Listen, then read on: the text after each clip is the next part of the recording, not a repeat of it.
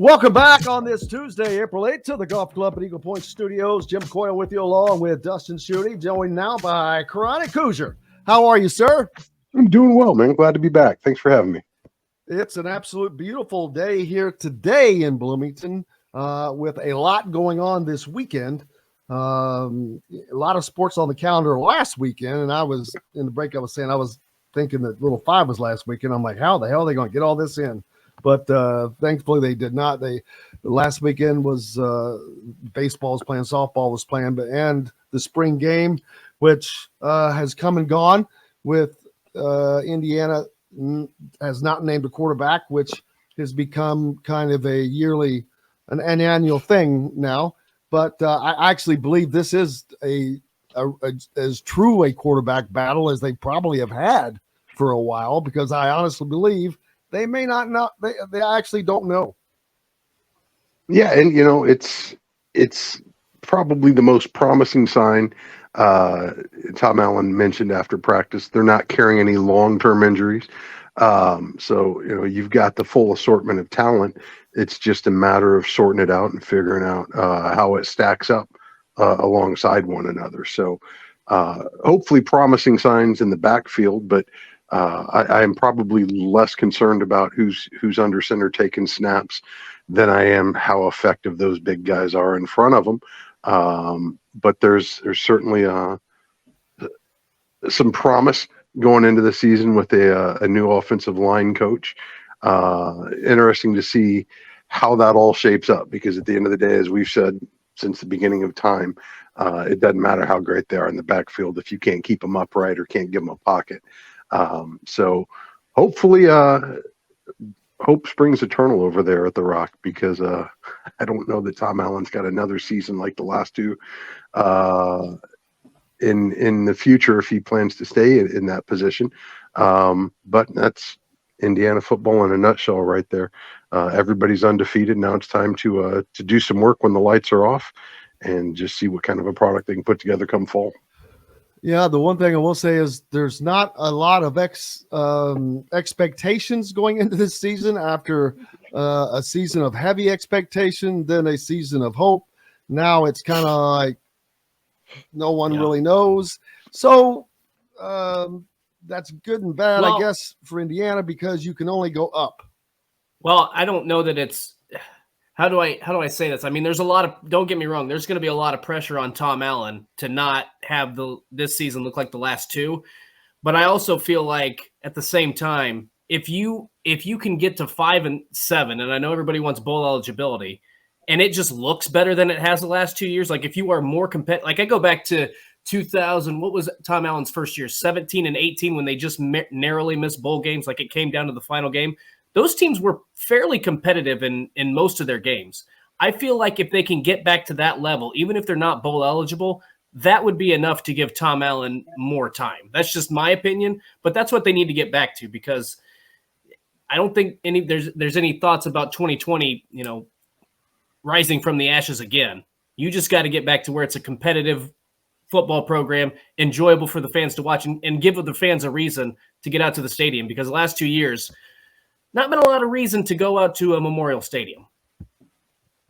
No, and I think you're spot on. You've got to field the team that passes the eye test, and they have not done that here the last couple of years. Just they've just not been competitive or close enough to being competitive in enough games to inspire a lot of confidence. And obviously, injuries played a huge part in that, among a litany of other issues.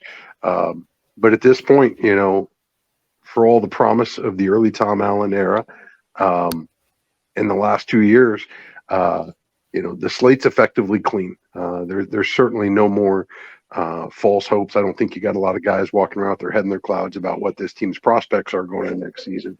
All that being said, though, I think they're probably going to be able to play with the most freedom that they've had so far as external pressures. That's not in the least bit to undercut the enormous pressure that I imagine the head coach is going to be under, not to repeat the outcomes of the last 2 years here, and at least to show some progress. How much is going to be enough? I don't know. It's going to be a really interesting question to see answered depending on how it shapes up. But I would imagine there's not a whole lot of goodwill left with the upper administration and the staff right now. And that's not based on any information other than no fans have really enjoyed it. And I know that that's echoed probably loudest in the north end zone, but it also echoes pretty far down into Bryan Hall. So we'll see what they can do with it. But at the end of the day, it's spring, and with a new staff in place and some of the position coaching, there is hope anew, as often is the case here this time of year. Now it's just time for them to make the most of it. As a lot of folks have mentioned, recruiting is one thing, developing is a whole nother beast. And Indiana's always going to have some issues considering the neighborhood it has to recruit in. But all that said, this is the time where the team gets forged right now in the offseason. And getting them to gel as units, getting them to gel with the playbook and the schemes the coaching staff wants to implement. That's going to be absolutely everything. And this is when it happens. Obviously with Little Five coming up and then finals shortly thereafter, not a whole lot necessarily in April and early May, but as soon as the semester closes, it's going to be time for these guys to get to work and earn those checks. Now, and let's talk about basketball as they are looking to fill the remaining 3 spots on that and talk about getting to work together.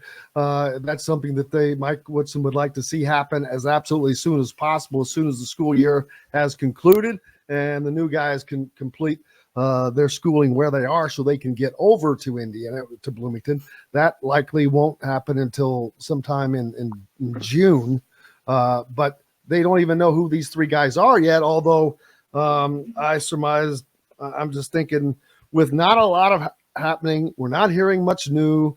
I'm wondering that is Indiana pretty comfortable with the people they're talking to because there's just not a lot of information coming out that's changing that.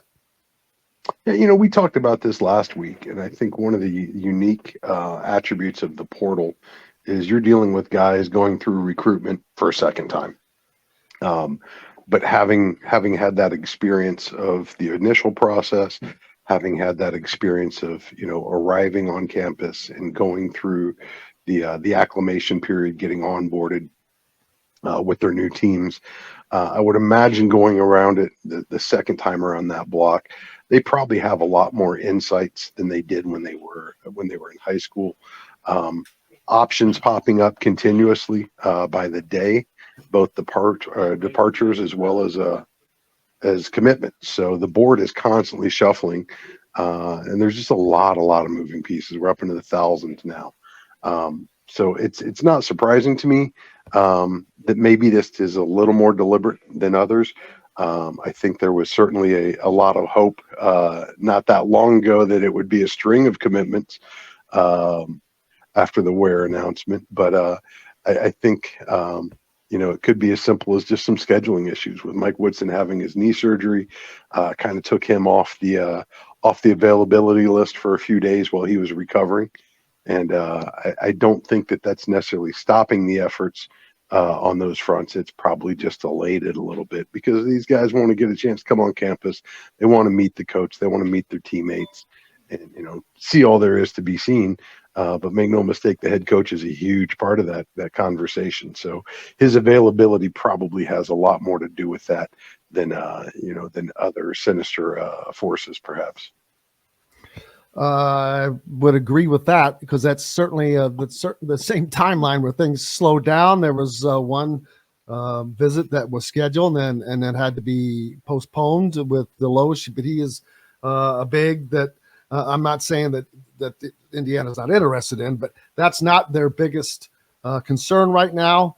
Getting a wing, getting shooters, getting scorers to fill probably at least 2 to 3 of those spots is.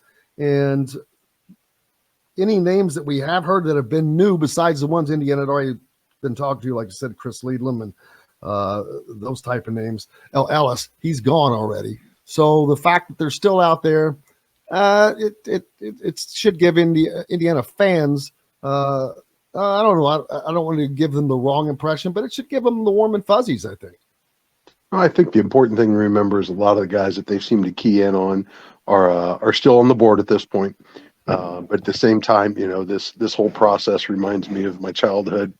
Where you'd get the Sears catalog, and by the end of the second night, after staring at it, you've dog-eared like half the pages of things that items that you wanted, things on your wish list. And there's certainly a plethora of options right now, and a lot of different guys that fill a lot of different needs for Indiana. But no different than Indiana's looking for the right fit. Those kids are too, and they are still completing school at the moment right now. Spring break season just behind us. Some schools just wrapping that up. So part of it I think is just logistics. Part of it I think is with so many options that are constantly popping up, it's real easy to get distracted just by the sheer volume of openings. But my guess is this staff is pretty deliberate in their search, and I have a feeling they know exactly who they want. And my guess is they have a pretty good inclination as far as who's going to pop and who's going to be in what order effectively here, because at the end of the day, that's part of the grand plan. And these kids are talking to one another while they're in the portal at the same time. There's a lot of recruiting going on that's not coming from the coaching staff, and at the end of the day too, this is, for a lot of kids, this has become a business decision. And part of that is, if you've done any business, you got to see the numbers. You got to sit down and look at them with your advisors, and you got to figure out what makes, the most sense. So I suspect a lot of that is going on in earnest while there's not a lot of news leaking, kind of like during the coaching search. Sometimes that's the best, the best outcome you could hope for is something that's airtight, that's deliberate and proceeding according to plan. Yeah, which rarely happens in this day and age. Which I'm all fine with. I've said numerous times, even though that I'm in this business and in the business of providing information, I'm fine. I would be fine if we all found out at the same time. It's lunacy because it doesn't make a difference if you know now or if you find out 5 minutes from now. That's not going to change anything. And it would be nice if they could do their business without that, but that's not the case because people want to know, therefore that puts everybody else in way. It's a chain reaction, which is just funny. The people that complain about it are the people that want the information. And realistically, from a practical standpoint, there's a lot of runway before it really matters, with the exception of just general player availability and the targets you're looking at. At the end of the day, nobody's going to be able to show up on campus until their respective semesters have ended. And for most schools, that's going to be first, second week in May. And then usually those guys are going to want a break of a week or two before things really ramp up on campus for the off-season workouts. And then you're still about a month away after that from having the freshman report, or pretty close to a month after that. So, there's plenty of time left where it doesn't matter if it's, in 5 minutes or if it's in, 5 more weeks.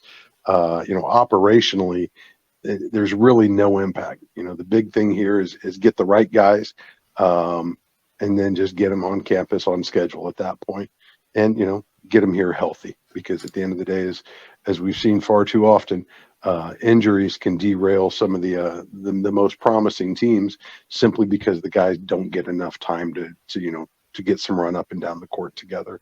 And that's really what the offseason is going to be all about for this team, because there's going to be a lot of new faces in Cook Hall, and getting that chemistry right is going to be everything for Woodson and company.